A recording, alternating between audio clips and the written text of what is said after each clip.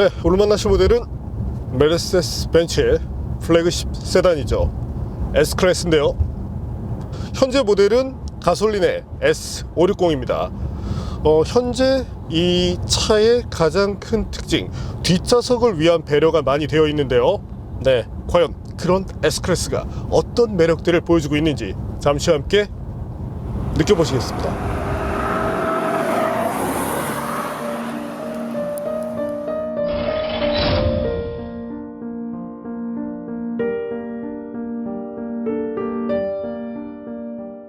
메르세데스 벤츠의 6세대 S클래스가 페이스리프트를 적용받았습니다. 2013년 등장한 이후 4년 만에 변화된 것인데요. 부품만 6,500여 개가 변경됐다고 합니다. 신형 S클래스를 살펴보기에 앞서 간단하게 국내 판매량을 비교해 보겠습니다. 2017년 9월 출시된 이후 현재까지 판매량을 살펴보면 다음과 같은데요. 재미있는 결과죠. 가격적으로 저렴한 디젤 모델의 판매량이 상당히 저조합니다. 반대로 대배기량 가솔린 모델의 인기가 거의 대부분을 차지하고 있는데요. 특히 8기통 엔진을 탑재한 S560과 AMG 모델의 인기가 상당하다는 것을 알 수 있습니다. 그만큼 S클래스를 구입하는 소비자층은 더 높은 금액을 지불하고도 플래그십 모델을 원한다는 것을 알 수 있습니다. 외관은 부분적으로 변했습니다. 새로운 헤드램프에는 주간주행등이 3줄로 변경됐는데요. 여기에 장착된 멀티빔 LED 라이트에는 84개의 LED를 1초에 100번까지 계산해 개별적으로 제어할 수 있습니다. 또 상향등인 울트라 레인지 하이빔은 무려 650m 거리까지 비출 수 있습니다. 참고로 BMW와 아우디가 사용하는 레이저 라이트의 최대 조사거리는 600m입니다. The laser light extends to a high beam range of up to 600 meters. 범퍼도 달라졌죠. AMG 디자인이 적용되지 않아 중후한 멋을 표현했습니다. S클래스의 최상급 모델인 만큼 휠은 20인치가 사용됐습니다. 후륜 타이어의 너비는 275mm나 되죠.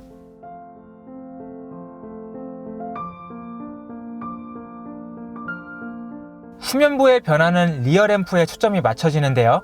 크리스탈의 느낌을 살려 한층 고급스러운 분위기를 전달합니다. 인테리어의 변화도 커 보이지 않죠?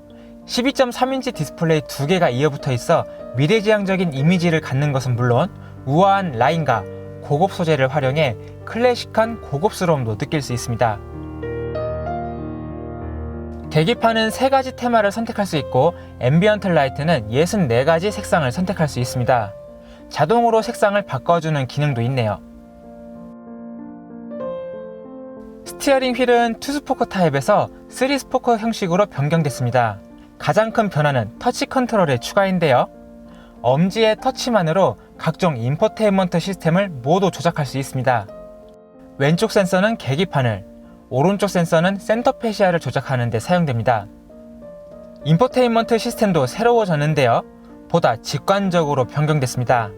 특히 이번 변화를 통해 한국어 인식까지 가능하게 됐습니다. 또 애플 카플레이와 구글의 안드로이드 오토 모두 지원을 하고 스마트폰 무선 충전까지 할 수 있는 등 최신 트렌드를 잘 따르고 있습니다. 이제 센터페시아 모니터 터치만 가능하면 완벽하겠죠? 시트에도 많은 기능이 있습니다. 통풍, 열선은 기본이고 마사지는 온돌 원리를 이용해 형식적이지 않게 마사지 받는 느낌을 받을 수 있습니다. 또 차량이 코너를 돌면 사이드 볼스터가 몸을 받쳐주는 기능도 있습니다. 플래그십 세단, 그중 롱 휠베이스 모델답게 뒷좌석은 매우 넉넉합니다. 특히 이 버튼을 누르면 뒷좌석 공간은 이렇게 변합니다.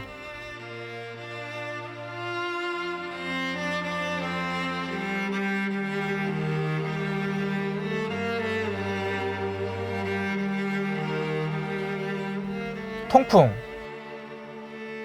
열선, 마사지 모두를 받을 수 있고 리모컨과 10.2인치 모니터를 통해 앞좌석과 동일한 엔터테인먼트 기능 모두를 활용할 수 있습니다. 선쉐이드도 전동식이고 벨트백도 갖춰 뒷좌석 탑승객을 배려했습니다.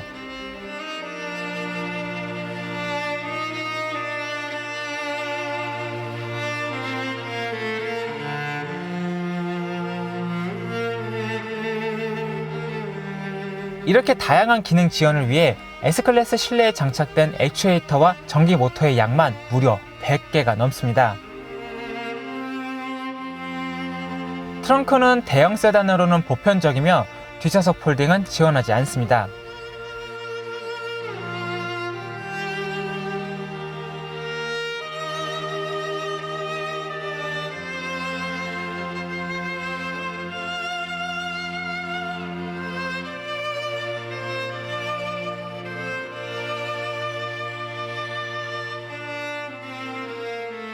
잠시 새로운 S클래스가 어떤 체감적인 소리를 들려주는지 들어볼까요?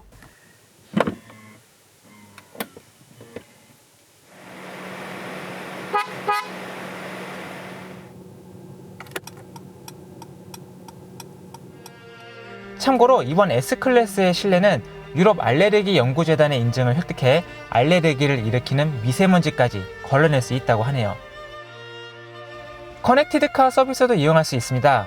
사고가 발생했을 때 도움을 받을 수 있는 이콜, 타이어 펑크나 배터리 방전 상황 등이 발생했을 때 긴급 출동 서비스를 요청할 수 있는 비콜, 문의 상담이 가능한 아이콜 서비스를 받을 수 있습니다. 자동주차 기능도 지원합니다.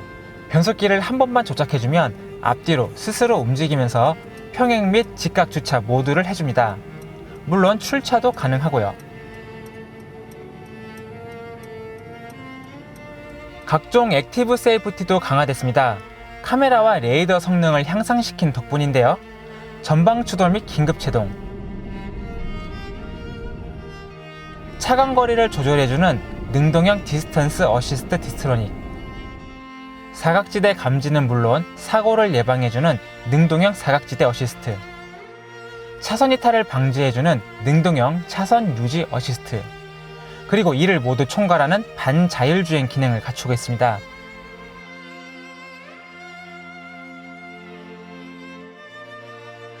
이게 끝이 아니죠. 사고가 감지된 상황에서 스티어링 휠을 조작하면 스티어링 휠이 더 적극적으로 움직여주는 충돌 회피 조향 어시스트가 있고, 만약 사고가 발생하면 14개의 에어백이 탑승자를 지켜줍니다. S클래스에 탑재된 에어 서스펜션은 노면을 가리지 않고 일정한 승차감을 만들어내는 역할을 합니다. 시속 120km 이상부터 지상고는 20mm 내려가고 노면 상태가 나빠지면 40mm 높아집니다. 바뀌지 않은 것 같지만 많은 부분이 바뀐 신형 S클래스는 지금까지 내용 이외에 엔진과 변속기까지 변경됐습니다. 여전히 세계 최고의 세단 자리를 지킬 수 있을지 바로 확인해 보겠습니다.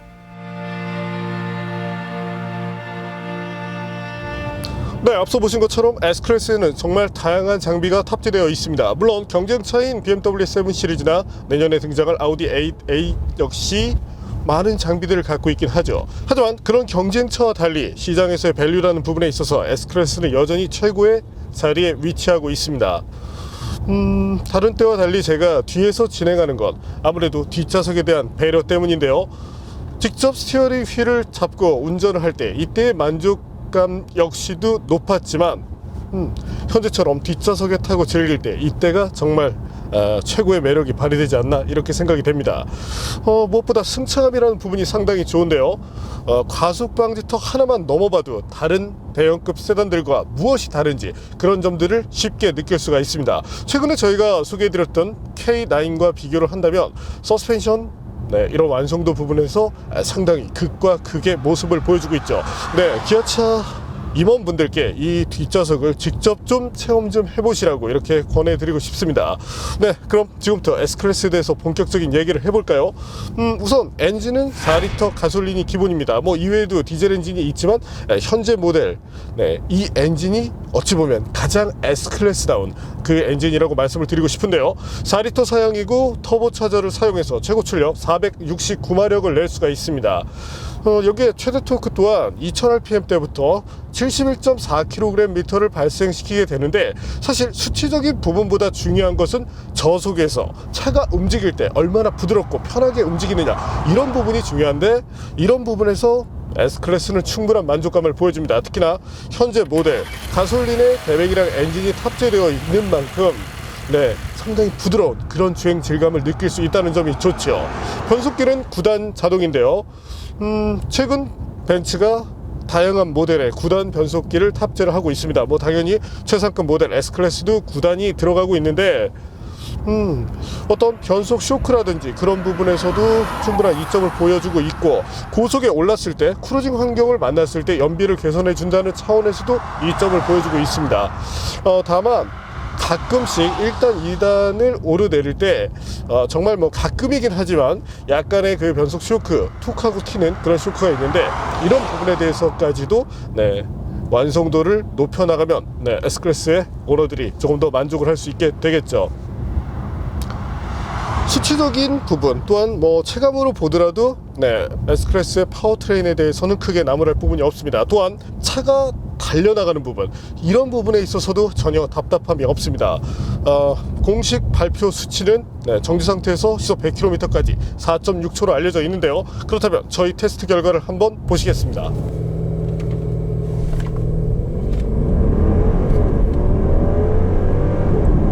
네, 테스트 결과 그 제조사 발표 수치보다는 약간 뒤처지는 모습이 비춰졌지만 그래도 뭐 환경적인 이슈, 온도라든지 이런 것을 감안해서 바라본다면 충분히 좋은 성능을 내고 있습니다. 사실 이와 같은 성능은 지금 앞서 운전하고 있는 김선웅 기자가 저에게 뒷좌석에서의 가속감을 한 번 더 체감시켜주고 있는데요. 그러지 마. 가속이라는 것이 스포츠카처럼 이렇게 우악스럽게 당기는 그런 느낌을 준다기보다는 상당히 부드러운, 그런 부드러움 속에서 속도를 높여 나간다는 점이 상당히 좋습니다. 뭐 이와 같은 가속력, 사실은 운전을 할 때 답답하지 않은 이런 부분에 있어서 상당히 중요한데, 고급 세단다운 넘버가 잘 살아난다고 할 수 있게 되겠죠. 직접 스티어링 휠을 잡고 코너를 돌아 나갈 때 이때 만족감 역시도 높습니다. 또한 다양한 환경을 만났을 때 능동적으로 서스펜션 댐핑 압을 바꿔줌으로써 안정감 있는 그런 주행 성능을 이끌어 간다는 점 역시도 도움이 되는 부분이죠. 저희가 테스트한 결과 컴포트 모드에 있더라도 스티어링 휠의 조작량이 좀 더 많아진다든지 빨라진다든지 이런 환경을 만나게 되면 즉각적으로 댐퍼의 압력이 이렇게 탄탄하게 조여지는 것을 목격할 수 있었습니다. 뭐 상당히 좋은 그런 구성이라고 생각이 되는데요. 뭐 그럼에도 불구하고 기본적인 성향은 컴포트 쪽에 어느 정도 맞춰져 있다고 봐주시면 됩니다. 사실 S63 AMG조차도 그런 부분에 어떤 컴포트한 요소를 바탕으로 고성능을 추구했기 때문에 어떤 대형 세단이 갖는 그런 위치에 따른 셋업, 이런 것들을 꾸준히 해나가고 있다고 봐주시면 되겠네요. 사실 이 차에서 뭔가 많은 것들을 얘기한다기보다는 그냥 현재 보시는 것처럼 상당히 편안함, 이 편안함을 좀 이렇게 공유해 드리고 싶은데, 기회가 되신다면 한 번 정도는 탑승해 보시는 것도 좋겠습니다. 그렇다면 제동 성능에 대해서도 한번 알아볼까요? 당연히 VIP를 태우고 가는 차인 만큼 안전성이라는 부분 역시도 중요하니까요.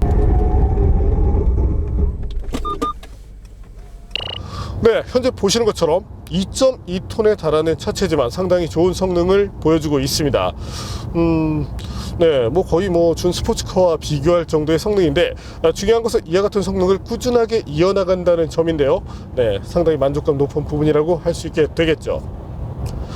잠시 무게에 대한 부분을 말씀을 드렸는데, 그렇다면 S클래스가 갖고 있는 무게에 대해서도 한번 알아볼까요?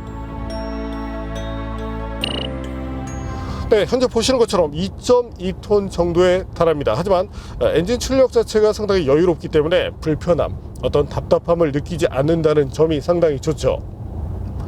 코너링 퍼포먼스도 상당히 좋은 편인데요. 앞서 말씀드린 서스펜션의 탄력성이라는 부분도 코너링 성능에 도움이 됩니다. 하지만 타이어 자체의 성능도 상당히 좋은 편인데요. 현재 타이어는 피렐리의 P0가 사용되고 있습니다. 여름용이긴 하지만 스포츠 타이어 중 고성능을 대표하는 모델 중에 하나죠. 이와 같은 타이어가 채용되었을 때 아쉬움이 될 수 있는 부분은 바로 정숙성입니다. 그럼 여기서 잠시 정숙성에 대해서도 알아볼까요? 현재 보시는 것처럼 상당히 좋은 수치를 보여주고 있습니다. 사실 윈드실드를 제외하고 나머지 부분에서 대부분 34.5dB 정도를 보여주고 있는데 이 정도라면 상당히 놀라운 수준이죠. 거기에 국산 EQ900 혹은 K9 같은 경우는 순수 컴포트 타이어를 사용합니다. 그 때문에 성능이라는 부분에서 상당히 아쉬움을 주었는데 현재는 막강한 그립이 나오는 스포츠 타이어를 사용하지만 그 환경에서 이와 같은 정숙성을 보여준다는 점, 네, 바로 이 점이 어떤 기술에 대한 이 상징성을 보여주는 그런 대표적인 예가 아닐까 싶네요. 이와 같은 타이어를 채용한 덕분에 코너링 퍼포먼스도 좋은데요. 현재 보시는 것처럼 네, 코너를 돌아 나갈 때 상당히 끈끈한 그런 능력을 느낄 수가 있습니다. 이 타이어의 특징이라면 온도, 영상의 온도에서는 정말 최상의 능력을 보여준다는 점, 네, 이 점을 기억해 두실 필요가 있겠고요. 다만 이제 11월을 넘어가게 되면 상당히 성능이 많이 떨어지는 온도에 민감한 타이어이기 때문에 그때는 윈터 타이어로 교체해 주실 것을 권장드리고 싶네요. 그 밖에도 뒷좌석을 위한 이와 같은 리모트 컨트롤러도 마련이 되어 있습니다. 이 디스플레이 패널 자체도 지난번 보셨던 K9은 사람이 이제 이렇게 직접 조작을 해야 되지만 현재 S클래스에서는 네, 이 전동으로 움직이게끔 되어 있죠. 물론 이것 자체가 중요하진 않지만 이와 같은 고급 세단으로 갔을 때 이와 같은 작은 배려가 모여서 종합적인 완성도를 만든다는 점을 참고해 주실 필요가 있겠네요. 그 밖에도 네, 시트의 마사지 기능도 칭찬할 부분인데요. 운전을 하면서 조금은 스트레스를 받을 수 있는 몸에 대해서 네, 차 스스로 어느 정도 이제 배려를 해주는 모습인데 제법 이 지압하는 맛이 좋은 편입니다. 때문에 형식적으로 이렇게 정말 진동, 바이브레이터 같은 그런 역할이 아니기 때문에 실제 어떤 피로감을 낮춰주는 데도 도움이 되고요. 물론 뒷좌석에도 그와 같은 기능이 마련이 되어 있습니다. 당연하겠죠. 차값이 얼마인데요. 또한 부메스터 사운드 시스템, 적당히 베이스를 살려내면서도 고음 부분에서 필요한 만큼의 그런 영향을 잘 살려서 종합적인 사운드를 구현해 주기 때문에 음악 감상을 좋아하시는 분들께도 충분한 매력을 전해드릴 것으로 예상이 됩니다. 사실 이 차를 타면서 그렇게 나무랄 부분은 많지 않습니다. 굳이 지적을 한다면 가격 정도를 지적을 해야 될 텐데 다른 경쟁차들의 가격과 비교를 한다면 약간 높습니다. 하지만 시장에서의 밸류라든지 기능성, 거기에 반자율 주행 기능까지 상당히 끝내주는 모습을 보여주는데요. 현재 보시는 것처럼 시내 주행, 막히는 주행을 할 때 아무것도 하지 않아도 됩니다. 물론 시간 제한이 있긴 하지만 상당히 편안한 기능이 있죠. 네, 그럼 이번에는 주행 연비에 대해서도 한번 알아볼까요? 대배기랑 엔진, 거기에 2.2톤의 차체를 갖고 있는 만큼 시속 100km 정도로 달릴 때 현재 보시는 이 정도의 연비를 보여주고 있습니다. 다만 오토 스탑 기능이 있기 때문에 의외로 이 막히는 환경을 달릴 때 이때의 종합 연비를 계산해 본 결과 리터당 7km대를 마크하는 것으로 나타났습니다. 이 정도라면 사실상 대형 세단으로서는 상당히 좋은 수준이라고 말씀을 드리고 싶고요.